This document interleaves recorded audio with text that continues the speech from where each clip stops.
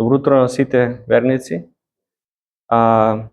Знаете, кога јас проповедам, обично секогаш проповедам серија на проповеди и денеска е прво, така да добро е вие што не пратевте претходниот пат тоа што сум го проповедал претходните недели. Денеска е прва од серијата на проповеди за вистината. Наслов на денешната проповед е "Вистината е убиствена", и верувам дека Бог ќе ја води денешната проповед и ќе го задржи вашето внимание, затоа што на почеток ќе ви кажам малку историја за црквата. И ако добро внимавате, ќе забележите што е вистината, а јас на крај ќе кажам што е тоа вистина, но вистината е убиствена. Го молам Бог да ни даде желба да слушаме и да ја прифатиме вистината. Најпрво ќе дадам вовед на темата, а потоа ќе читаме од Јован, 8 глава, и секој може за себе да отвори, но подоцна ќе имаме прилика за тоа да зборуваме. Во средата беше 21 мај, а тоа е денот на славење на диверзитетот во светот, односно на различни култури, различни јазици. Многу јазици, многу култури, луѓето се радуваат за тоа и до некаде има и убавина во тоа, можам да кажам, но јас лично како христијанин не мислам дека диверзитетот е убава работа, може и да забележите зошто. И една работа која што Библијата ја гледаме како е создадена во оригиналот, тоа дека е напишана на старогрчки и на староеврејски, арамејски јазик. И во првите 4 векови после Христос, раната црква ја преведува Библијата на 3 јазици, а четвртиот, старословенскиот, подоцна доаѓа, на 3 јазици, а тоа биле еврејскиот јазик, грчкиот јазик и латинскиот јазик. Латинскиот јазик доаѓа при крајот на 4-тиот век, и тоа бил јазикот на Римокатоличката црква, која што го форсирала тој јазик 12 века. Цели 12 века единствениот јазик кој што се зборувал во католичката црква, односно Библијата, се читала била латинскиот. И знаеме дека католичката црква била црквата која што многу мојкно се ширела низ Европа, и сметала дека за да се задржи вистината на Евангелието, морало да се толкува Библијата на јазик кој што е непознат за обичните луѓе. Со тоа ќе се обезбедила една контрола на толкување на Библијата, на разбирање на Библијата, и малку образованите луѓе не би можеле да ја разберат и требало некој да ми ја каже. И ваквата црковна политика била многу паметна. Многу добар механизам била за една таква голема црква да може да ја држи контролата на тоа што и како се верува. И најнапред латинскиот јазик се користел за да се намали тој диверзитет, да се намалат тие разлики во јазици, во култури и така натака, но уште поважно да се контролира народот, да верува она што црквата ќе каже. Од 4-ти век, цели 12 века, Римокатоличката црква забранува друг превод. Значи, во Римокатоличката црква цели 12 века немало друг јазик на Библија освен латинскиот. Како успеала со тоа? Успешно ги фаќала и ги палела сите кои ја преведувале Библијата на свој јазик. И подоцна кога во 9-ти век Кирил умира многу рано, му помага на својот брат и Методи продолжува да шири словенската писменост. Ја славевме вчера, православната црква ја славеше. И Методи доаѓа до Баварија, до делот околу Словачка, таму горе, И тука запира затоа што го фаќаат германските католички свештеници и го праќаат во Рим. Го праќаат во Рим, во затвор, затоа што ја превел Библијата на старословенски јазик. Но папата Јован VIII го ослободува и Методи не продолжува на север. И сега, ако знаете географија малку, ќе разберете дека многу држави низ кои што Методи поминал и го споделил Евангелието на старословенски јазик, денеска зборуваат словенски јазици. А останатите зборуваат своји јазици, германски, француски и така натака. Православната црква вчера го чествуваше тој празник. Чисто сакав да се надоврзам во мојата проповед да знаете како католичката и православната црква се судираат во тие два јазици меѓу латинскиот и старословенскиот јазик. Католичката црква направила еден монопол со нивниот латински јазик и со тоа обезбедила сигурност дека ќе кажат она што ќе кажат, тоа ќе се верува. И понекогаш дури и се толкувале работите, затоа што само свештениците можеле да ги протолкуваат, онака како што ќе кажел кралот или кралицата. И ваквата мојки, ваквата почит на свештениците била многу вредна за католиците, односно за свештениците во католичката црква, исто како што биле и фарисеите и книжниците во времето на Исус. Се сеќаваме во Библијата дека фарисеите се радувале на таа сила и моќ која што имаат, тие да кажат како ќе се живее и како ќе се толкува Бог, вистината. И папата и бискупите не биле само духовни водачи во времето од средниот век, во времето од 4 до, како му доаѓа таму, до 16 век. Првата погрешна доктрина која што ги учеле на луѓето во светот, на католиците, била дека спасението не се добива само преку вера во Исус Христос, но и преку дела и со делата кои што ќе им се простат гревовите.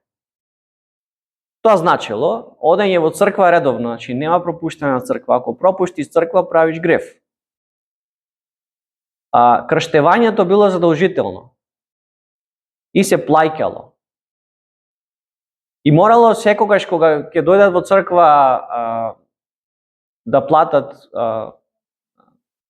лепче, некои работи, да дават финанси и се задело на тоа финансиски да даваат луѓето на црквата и така да бидат како благословени и да добиваат не само преку вера, односно и преку дела да добиваат од Господ.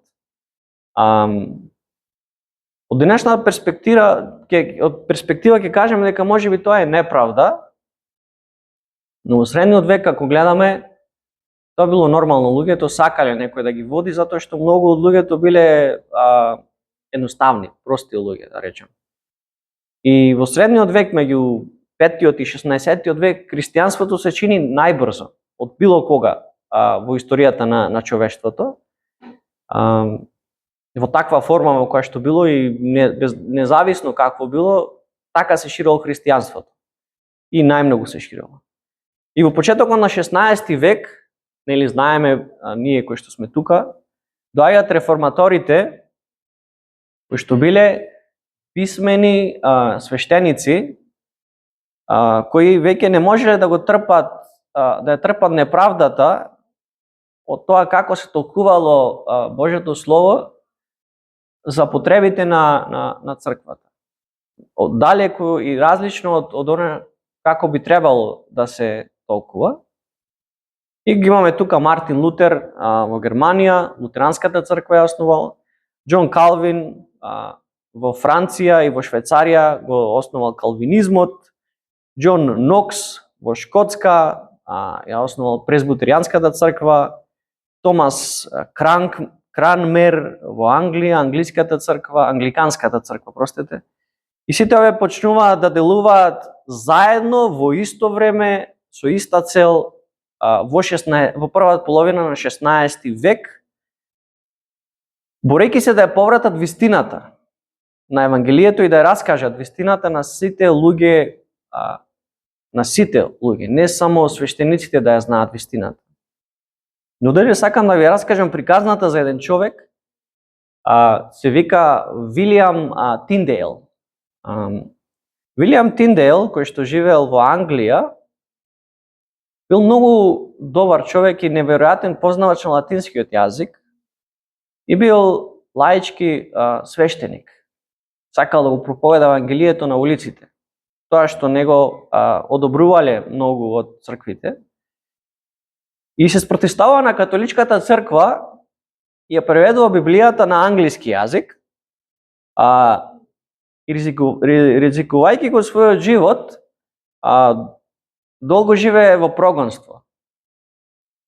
Неговите истомисленици го кријат на различни локации, на различни места низ Европа, со желба да го направи Божјото Слово достапно за разбирање на англиски јазик. И пред него пробувале некои други луѓе тоа да го направат, други луѓе кои што знаеле латинскиот јазик, но биле убивани затоа што и не успевале затоа што не успеале да го испечатат тоа што го превеле. Но овој човек успева да го испечати тоа што го превел и тоа останува, се шири низ луѓето и тоа е човекот кој што успева да прв пат да допре до народот, до обичните луѓе. И почнуваат да читаат луѓето Евангелие и сваќаат дека она што им го кажува црквата не е точно. Го фаќаат во Белгија, замислете, од Англија до Белгија бега и во Белгија го фаќаат и го убиваат со палење. Го палат жив. Прво го дават и потоа го палат жив пред цел еден народ, пред многу луѓе на плоштад. И неговите последни зборови, кои што ќе ги каже, биле вака: Господе, отвори ги очите на кралот на Англија. Неколку години подоцна кралот Хенри VIII, причината зашто го убиваат, го одобрува тоа дека треба да се испечати англиска Библија на англиски јазик. И во голем дел Библијата на англиски јазик, која што тогаш е преведена и одобрена од кралот, е од Вилијам Тиндейл. Го убиле, ама неговото дело преживеало. За овој голем човек е снимен филм во 1986 година и тој филм се вика Божјиот одметник или на англиски God's Outlaw се вика филмот.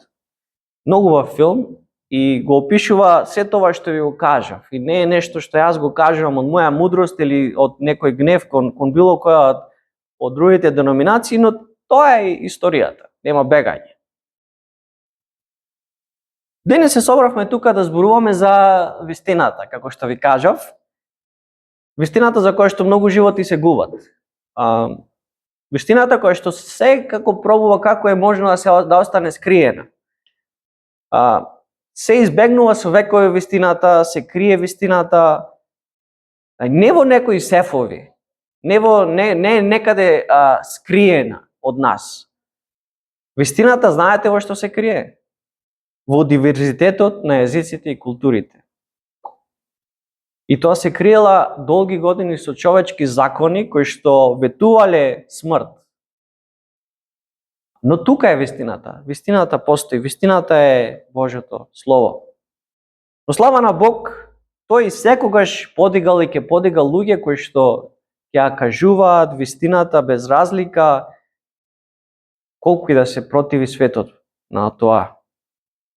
Криењето на вистината, на Евангелието, го имало и во раниот век, во првите години после Христос и од 5 до 16 век, го има и денес. Една од многуте духовни војни на Евангелието е тоа. Криење на вистината. Божјото слово сведочи прво како ги убивали и каменували пророците, знаеме. Божјото слово кажува дека пророците биле каменувани, убивани.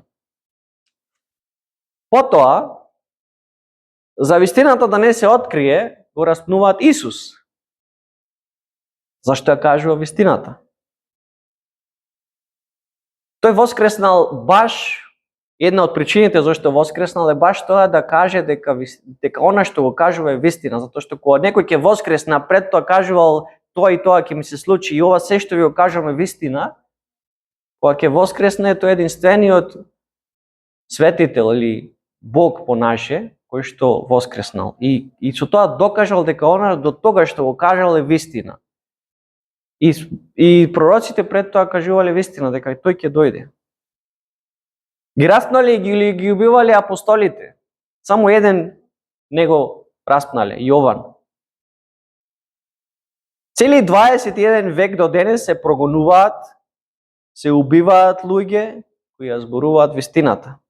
Се прави се за да се застрани од вистината и луѓето да не ја чујат таа вистина.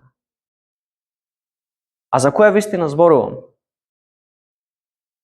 Која е таа вистина за која луѓето ги раснуваат и ги палат живи? Тоа е вистината која ѓаволот не сака да ја знаете. А таа вистина е кој е Бог? Кој е Бог? Каков е неговиот карактер и која е неговата волја? Таа вистина, таа е убиствена. Таа убива во овој ѓаволски свет на лаги. Но јас толку ќе зборувам, сега ќе оставам да зборува Божјото слово. Сакам да читаме од Евангелието по Јован 8 глава, ќе читам долг текст, во кој што Исус зборува баш за вистината. И зборува на фарисеите и на луѓето кои што го слушаат. Јован 8 глава 31 до 47, ќе го прочитаме текстот и нема да ги обработам сите стихови, ќе скокам, но една работа што пред да читам сакам да ја знаете е една фраза која што сакам цело време да ја пратите, а тоа е вашиот татко. Многу интересна фраза е вашиот татко. Ќе дознаеме кој е тој татко денес. Од 31 до 47 вели вака. Тогаш Исус им говореше на јудејците кои беа поверувале во него. Ако вие останете во моето слово, навистина ќе бидете мои ученици и ќе запознаете вистината и вистината ќе ве ослободи. Му одговори и рекоа: ние сме семе Аврамово и никогаш никому не сме робувале. А како ти велиш ќе бидеме слободни? Исус им одговори: вистина, вистина ви велам, секој што прави грев, роб му е на гревот. А робот не останува вечно дома, синот останува вечно. И ако синот ве ослободи на вистина, ќе бидете слободни. Знам дека сте семе Аврамово, но сакате да ме убиете, зашто словото мое не може да се смести во вас. Јас го кажувам она што сум го видел кај мојот отец, а и вие го правите она што сте го виделе кај вашиот татко. Му одговори и рекоа: нашиот татко е Аврам.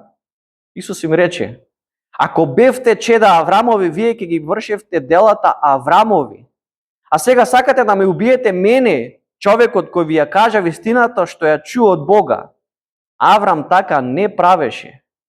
Вие ги вршите делата на својот татко, на вашиот татко.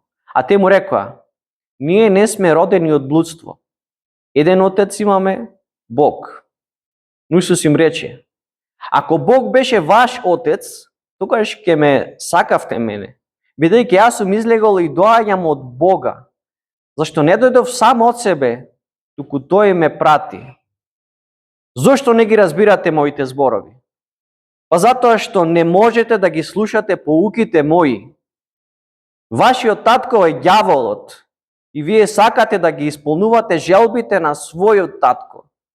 Тој е човекоубиец од почетокот и не стои во вистината, зашто во него нема вистина. Кога зборува лага, говори од себе, зашто е лажливец и татко на лагата. А бидејќи јас вистината ви ја кажувам, не ми верувате. Кој од вас може да ме обвини за неправда? Ако ли пак вистина зборувам, тогаш зошто не ми верувате? Кој од Бога? Тој ги слуша Божите зборови. А вие не ги слушате, зашто не сте од Бога. Амен. Знаете уште, кога Исус ова го почнува да го зборува на луѓето, тој знае дека тие нема да ги слушаат неговите зборови. Тој зборува на нешто кое што ќе се одбие од него, како нешто што нема да го прифати тоа што го кажува. И затоа вели, ако вие останете, тогаш ќе сватите која е вистината и ќе се ослободите од тоа робство во кое што вие сега живеете. И забележете што му одговараат. Ние никогаш не сме робувале. Кога сме робувале? И затоа Исус подоцна им вели, лошо ве научи вашиот татко. Затоа. Исус им кажува, вие сте заробени во гревот. Треба некој кој што е слободен да дојде и да ве ослободи. И да ве избави од робството во кое се наоѓате. И ако ги читаме 35-тиот и 36-тиот стих, вика, а робот не останува вечно дома. Синот останува вечно. И ако синот ве ослободи на вистина, ќе бидете слободни. Знаете, во робовладетелството, slavery, во тој дел, во тоа време, тие што биле робови оделе да работат, нели? По нивите, по дома од околу, ама синот на робовладетелот останувал дома. И учел од таткото слобода. А тие што биле робови, децата ги учеле на робство. И затоа што синовите останувале дома, учеле од родителите како и што треба да се живее слободно. Исус им вика, јас ќе ве научам да бидете слободни. Мојот татко е слободен, тој ме научи мене на слобода, јас вас ќе ве научам на слобода, да бидете слободни.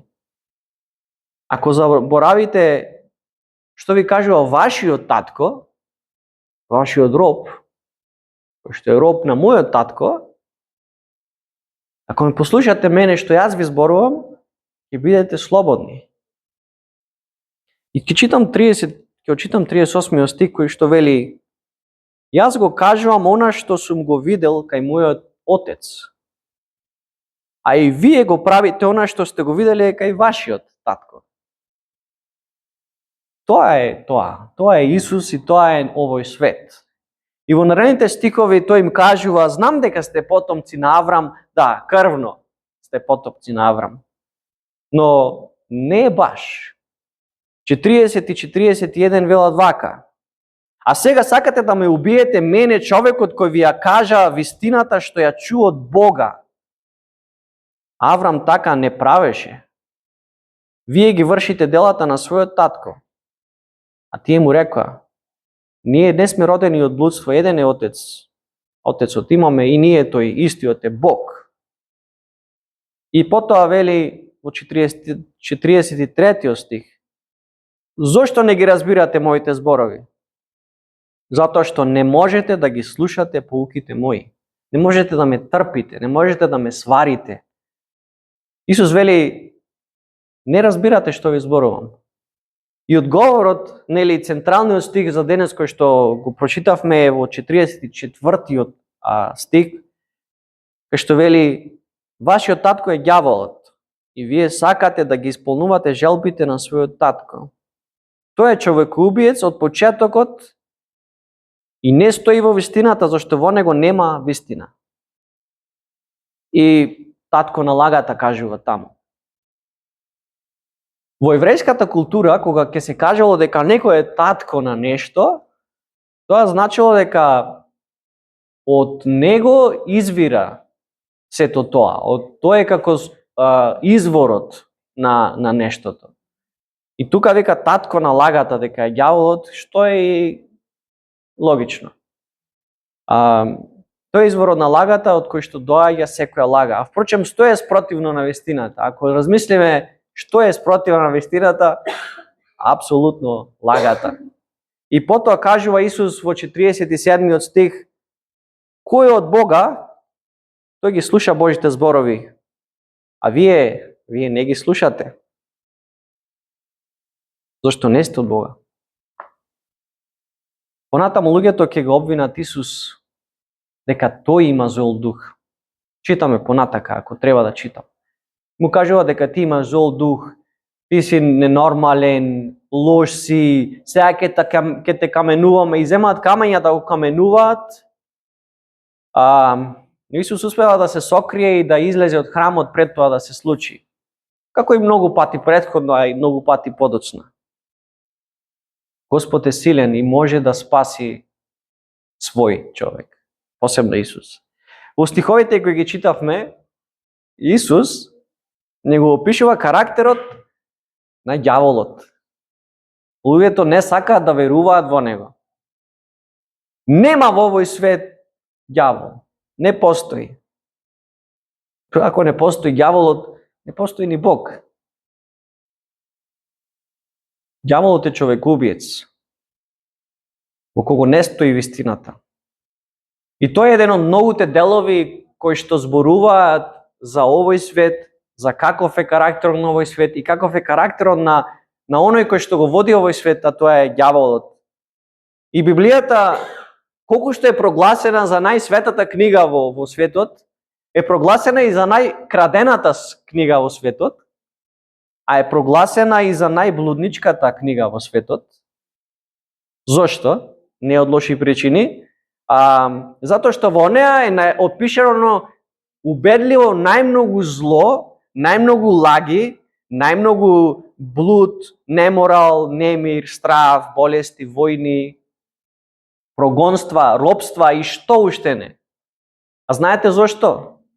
За да се покаже каков е овој свет и дека во овој свет ја нема вистината, но кога ќе дојде вистината во овој свет, носи ослободување од робството, од сето ова кое што го споменав. И тоа се сите алатки на ѓаволот, стравот посебно, алатка на ѓаволот, сомнежот, алатка на ѓаволот, лагата, алатка на ѓаволот, духовна војна против вистината. Исус, апостолите, пророците зборуваат за карактерот на Бог Творецот. Зборуваат за вистината, за тоа кој е Бог и кои сме ние во Бог и колку не љуби Бог. Дека сме создадени од Бог, дека пак ќе се вратиме кај Бог. Но таткото на овој свет, ѓаволот, во него нема вистина. Не дозволува вистина. И доаѓа едно клучно прашање. Кој е твојот татко? И јас ќе ви помогнам денес да дознаете кој е вашиот татко. Ќе зборувам вистината од Божјото Слово и ќе видиме како ти ќе се почувствуваш кога сето ова јас ќе го кажам. Ако било што од ова што ќе го кажам те налути, те разгневи или те загрижи, ако нешто од ова не е вистина, ако не го веруваш, тогаш Бог не ти е напомош. Ќе читам неколку стихови кои што таму ви ги дадов да ги читате по редослед. Прво ќе читам од не кратки стихови ќе бидат. Прво ќе го читаме Марко 10 од 6 до 9 кој што вели вака. Од почетокот на создавањето Бог ги создаде машко и женско. Затоа човекот ќе ги остави својот татко и мајка и ќе се прилепи за својата жена и тие ќе бидат едно тело. Така тие веќе не се двајца, туку едно тело. И што пак Бог соединил, човек нека не раскинува. Односно, му е разбирање на овие стихови, во светот постои само машко и женско. Постои брак и односите се меѓу маж и жена. Во семејство, каде што има татко и мајка, и бракот е вечна заедница која што не се раскинува, зашто Бог ја соединил. Број 2. Излез 20 глава, 4 и 5 стих. Не прави за себе идол, ниту никаква слика на она што е горе на небото, што е долу на земјата и што е во водата под земјата. Немој да им се поклонуваш, ниту да им служиш, бидејќи јас сум Господ Бог твој. Мое толкување.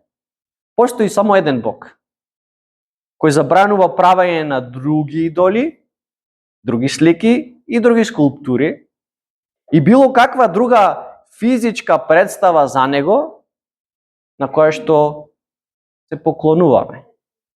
Забранува поклонување на било кого друг освен на него. Број 3. Римјаните 3 глава од 22 до 24 и 28.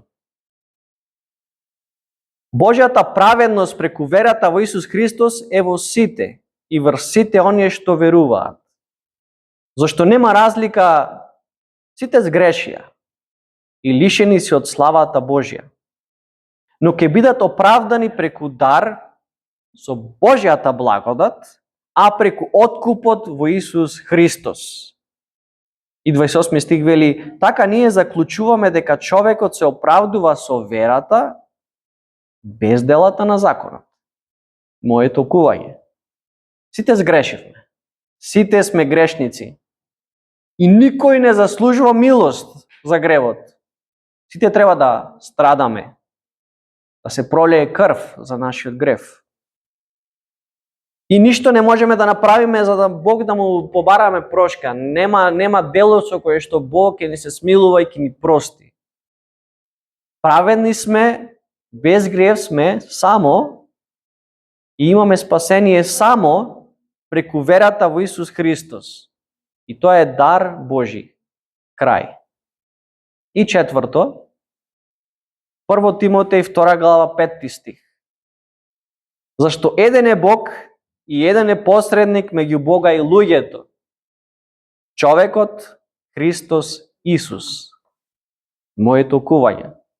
Само Исус Христос е посредник. Или е мост меѓу нас и Бог. Само Исус може да ги пренесе моите и твоите молитви пред Бог Таткото и никој друг. Сега, колку од ова го прифаќате и колку од ова го знаете во срцето ваше, толку е вашата вистина. Да, јас читав стихови од Библијата и се правам, можеби, паметен. Не значи дека така можеби се толкува, можеби поинаку се толкуваат. Бидејќи коментарите кои што јас ги давам на овие библиски стихови се мои, така. Поради овие 3 од 4 библиски вистини, првата можеби не затоа што во тоа време на Вилиам Тандейл уште не постоеле LGBT групите, но другите 3, заради тие други 3 кои што Вилиам Тандейл ги превел, католичката црква го запалила. Затоа што просто едноставно е тоа што го пишува, тоа е. Вистината е апсолутна и не се менува. Јас не сум од 16 век и не ми е во интерес јас сега вас да ве манипулирам и нема никаква финансиска добивка, тоа морам да го кажам. Ова го правам доброволно. Го жртвувам времето и парите за вистината, бидејќи јас верувам само во вистината. И верувам во тоа што јас ќе го прочитам, не некој друг да ми го каже. Верувам дека постои Бог, верувам дека дојде во тело и умре за мене, и за моите гревови. Јас сум грешен. Правам грев. Жал ми е, ама грешам. Несовршен сум. И верувам дека само Исус е посредник меѓу мене и Господ Бог. Тој ми прости, тој плати за моите гревови, тој ќе ме сретне кога ќе умрам и ќе ме пречека и ќе ме земе во своите преградки. И уште ова ќе го кажам. Затоа што сум јас грешник, па не барај од мене јас да ти кажам вистината. Знаеме каде се бара вистината. Не ја барај во светот, не ја барај од луѓето, не ја барај од мене. Не налетуваш на добри луѓе секогаш. Ке налеташ на некој атеист и ке те направи мајмун. Може сам или сама да ја дознаеш вистината ако го отвориш Божјото Слово. Толку едноставно е. Кое е Слово што фала му на Господ е преведено на 150, повеќе од 150 јазици до денес? Ама полесно е да ја слушаш толпата, да слушаш некој што тебе ќе ти каже како треба и што треба да веруваш. Како сите што прават, така ќе правам и јас. На овој ден треба да испечеме тиква, инаку ако не испечеме тиква, животот ќе ли биде лош. Како што те учеле баба ти, како што те учеле дедо ти, мајка ти, а посебно татко ти. Треба храброст и желба да се излезе од удобноста и да живееш во вистината. Исус вели, тоа е слободата. Слободата од гревот, слободата од смрт и слободата од страф. Секако, ако ѓаволот дозволи да дознаеш која е вистината без борба. Вистината нема дискусија. Вистината е непроменлива, е целосна и вистината е недопирлива. И една е вистината, еден е Господ Исус Христос. И за крај ќе кажам она што го кажам на почеток. Вистината е убиствена, ама вистината дава вечен живот. Амен.